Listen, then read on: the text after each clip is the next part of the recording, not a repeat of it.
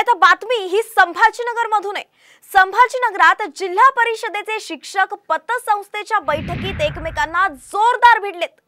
शिक्षकाच्या एका गटाने खुर्च्या हातात घेऊन तोडफोड केली आहे, तसंच दुसऱ्या गटाच्या शिक्षकाला जब्बर मारहाण केली आहे। या प्रकरणी शिक्षक पतसंस्थेचे संचालक गोविंद उगले यांच्यासह 5 जणांविरोधात सिडको पोलीस ठाण्यामध्ये गुन्हा सुद्धा दाखल झालाय।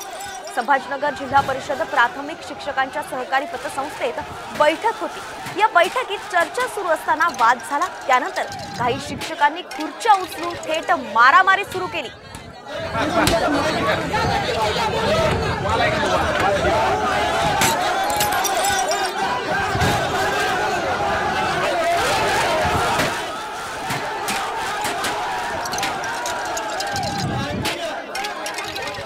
सर्वप्रथम हक्क या इमारतीवर शिक्षकांचा आहे आणि शिक्षकांना जर इमारतीमध्ये काही बोलण्याचा अधिकार नसेल, शिक्षकांनी या इमारतीत काही प्रश्न मांडायचे नसतील आणि प्रश्न मांडले तर त्यांना बाहेरच्या गुंडाकरवी प्रचंड प्रमाणात मार दिला जातो, तर हे शिक्षकांसाठी अत्यंत दुर्दैवाने आहे। संचालकांनी तात्काळ राजीनामा दिला पाहिजे आणि या दोषींवर तात्काळ कारवाई झाली पाहिजे।